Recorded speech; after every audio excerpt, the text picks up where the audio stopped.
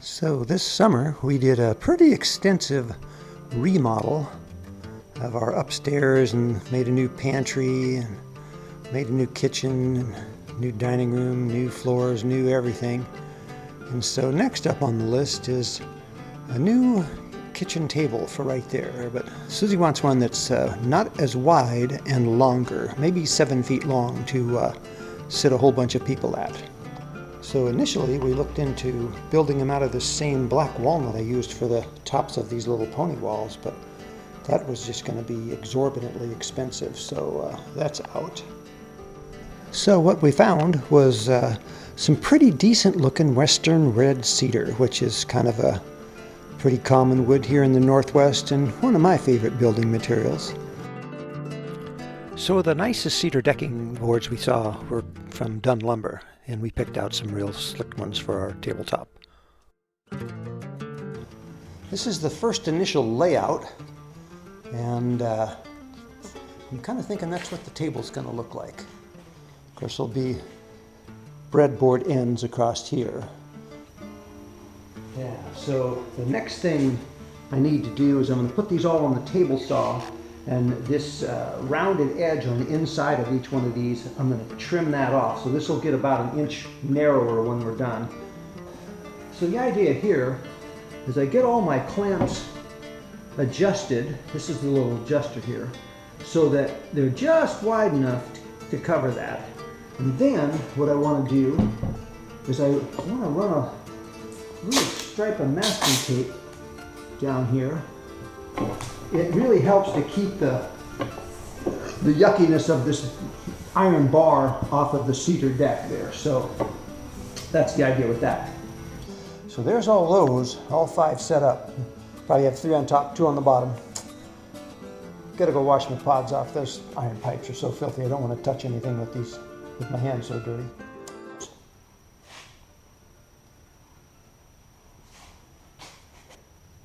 Get the idea.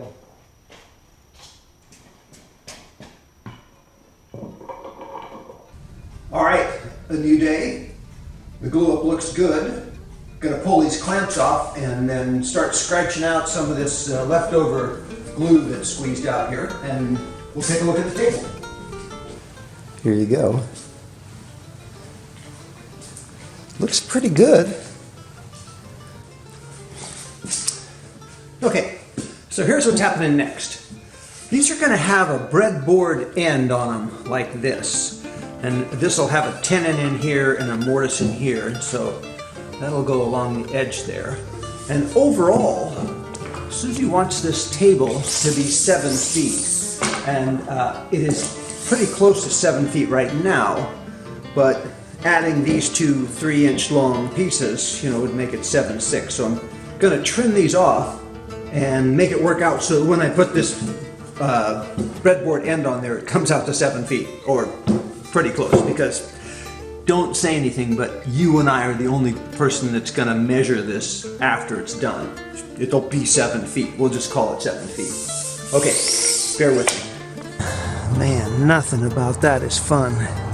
Didn't film much of that because I could use the excuse I didn't want to subject my camera to all this debris, but mostly because there was just way too much profanity.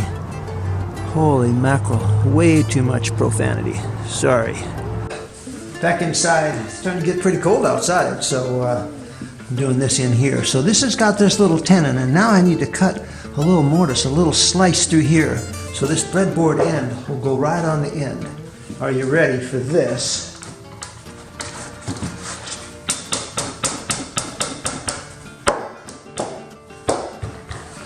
This is the place where the angels start singing.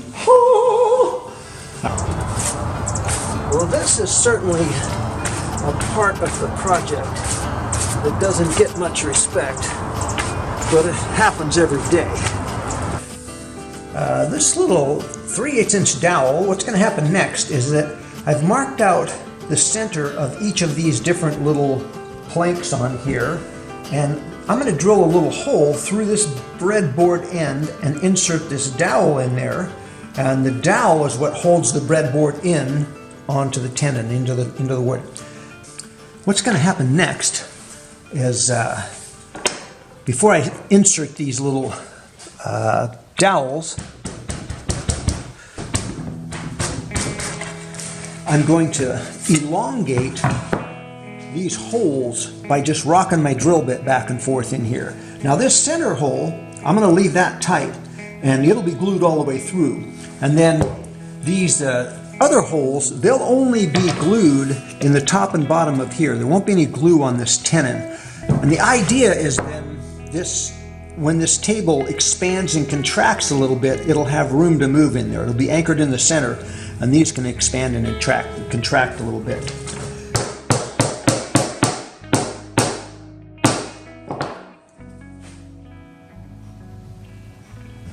That's wrapping up today for me. I think I'm going to call it right here.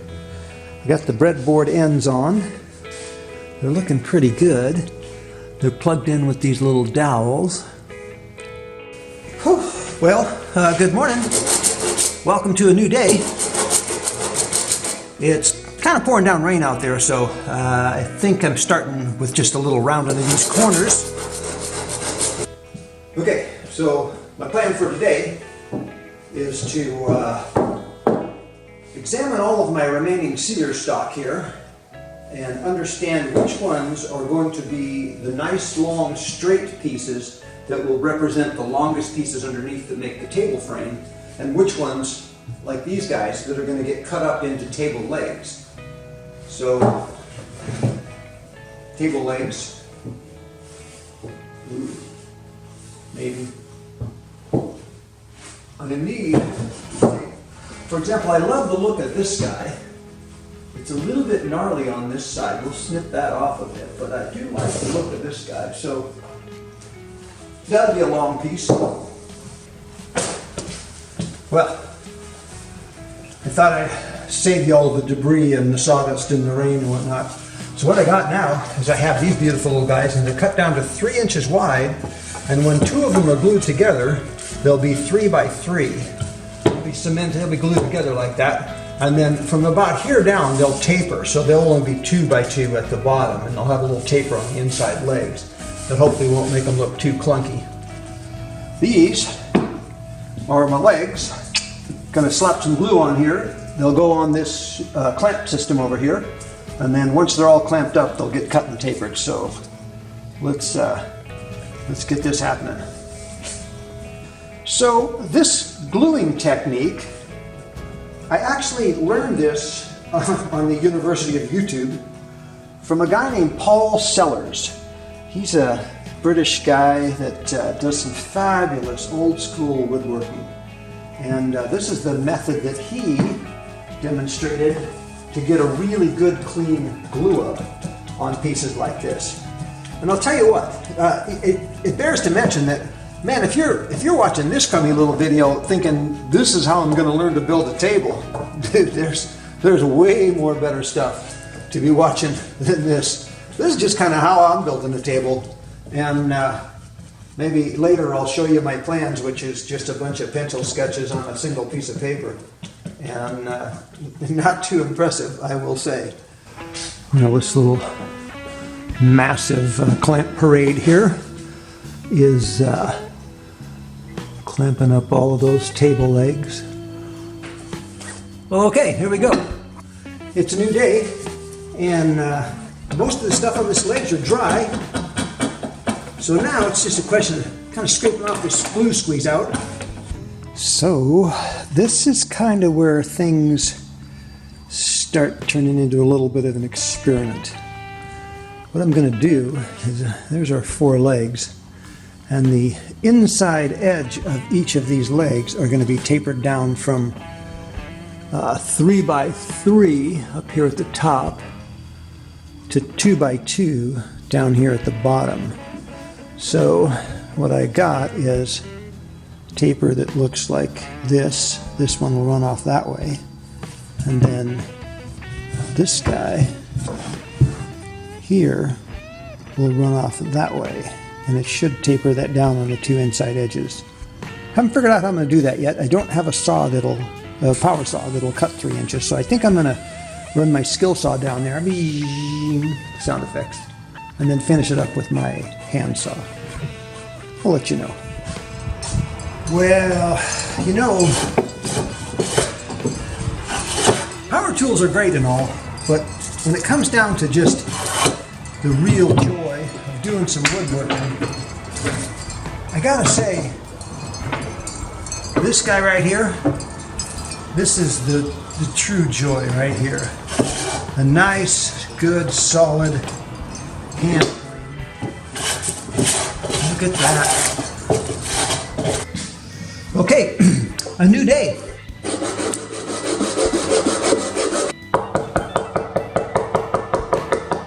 There we go.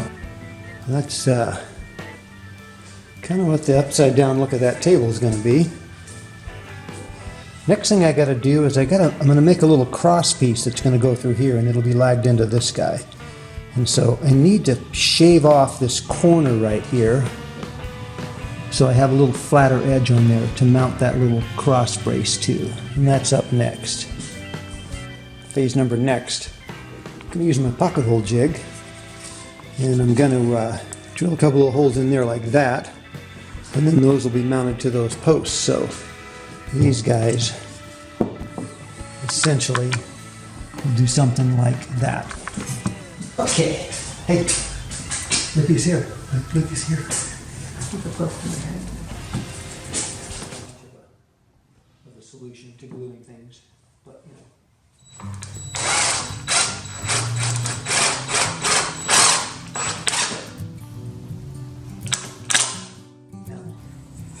It's perfect, right? Yeah.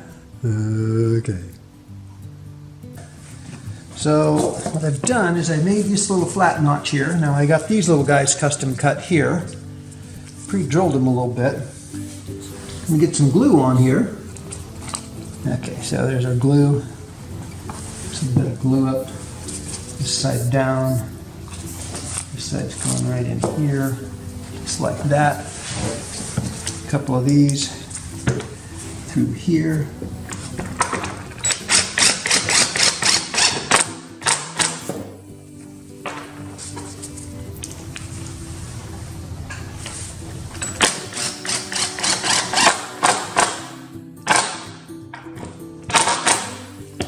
Then, in a little bit, I'll pre-drill this and drive some 4-inch screws into there. So, that's it. Alrighty, there we go. Pocket hole screws in here and here. A couple of torque screws to hold that little wedge on. And some big 4-inch standard screws, Phillips screws, to go in there, straight into that big 4x4 post, 3x3 post. So, that's the way that's gonna look. I think it's starting to look like a table.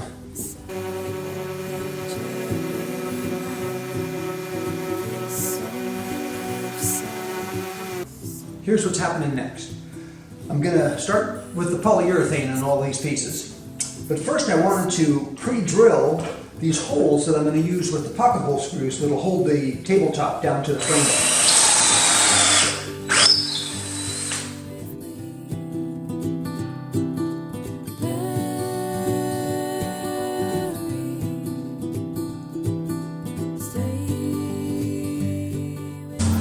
All right, guess it's time.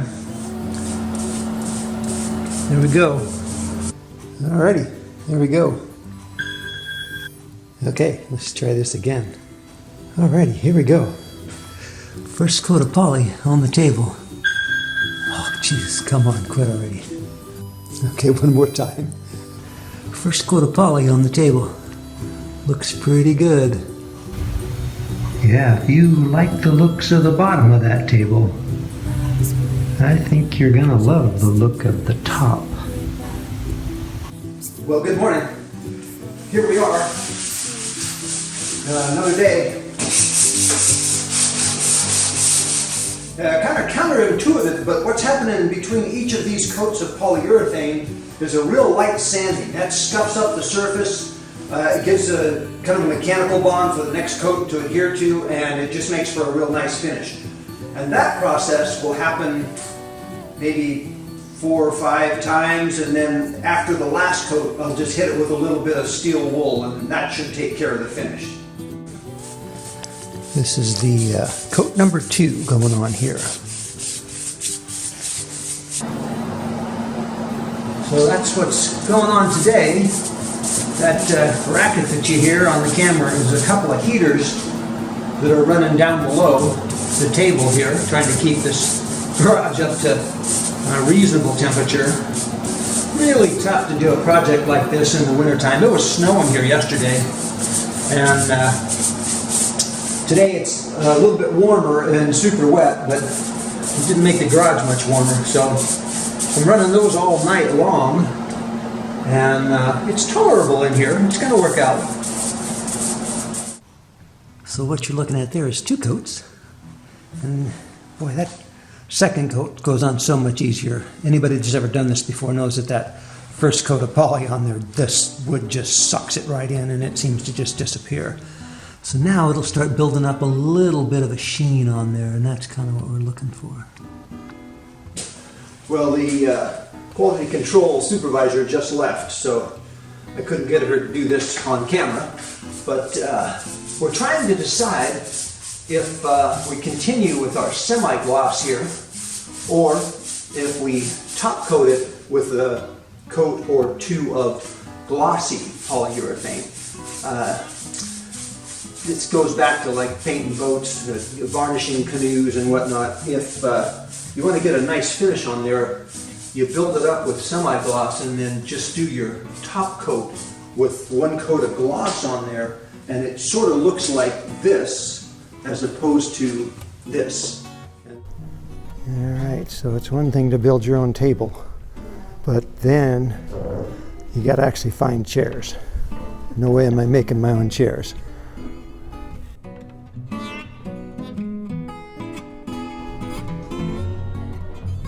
Want me to get one of those down for you? It's about 4 coats of semi-gloss on there, and as a finisher we're going to put on a couple of coats of this clear gloss, which will just give it a little bit shinier for the top couple coats. So that's what's going to happen next. So I got this really bright LED light, and it's sitting down low to give me a different angle, and it allows me to kind of look in and see from different light sources and angles. If I've missed any spots, if there's something that's not glowing, not shining, then it sort of shows up with that alternate light source there. Yeah, looks good.